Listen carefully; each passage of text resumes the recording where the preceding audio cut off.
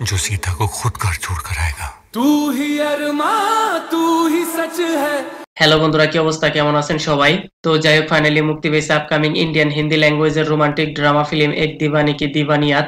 Already সিনেমাটি আমি দেখেছি, তো চলুন দেখা যাক কি কি আছে এই সিনেমার মধ্যে।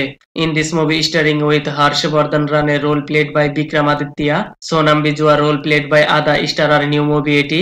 এই সিনেমার স্টোরি লাইন যেভাবে দেখানো হয়েছে কিয়াহি বলুমে একদম আউটডেটেড মনে হয়েছে, লেকিন প্রেজেন্টেশন ওয়াইজ মডার্নের চমক দেখানো হয়েছে।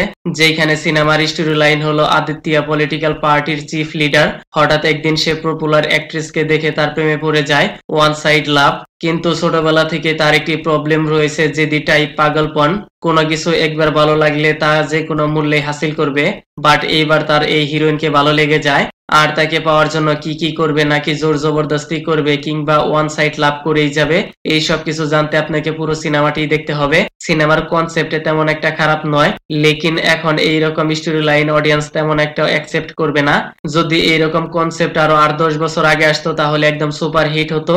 তারপরেও এখনো অনেক অডিয়েন্স রয়েছে এই সিনেমাটি দেখবে আর ফিল করবে, क्योंकि এখনো বহুত সারে broken love failure one side Romeo available রয়েছে।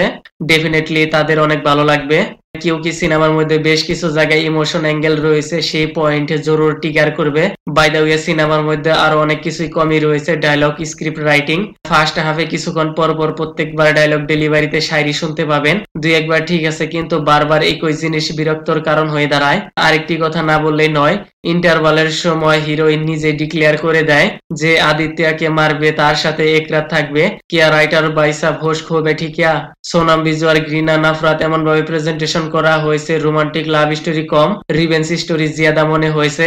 সিনেমার মধ্যে তেমন একটা সিন নেই যা আপনার মনে থাকবে, সেই তুলনায় সাইয়ারা অনেক বেটার হয়েছে। স্টোরি লাইনের সাথে সাথে রোমান্টিক লাভ, ইমোশন, কনভিকশন সবকিছুই ঠিকই ছিল।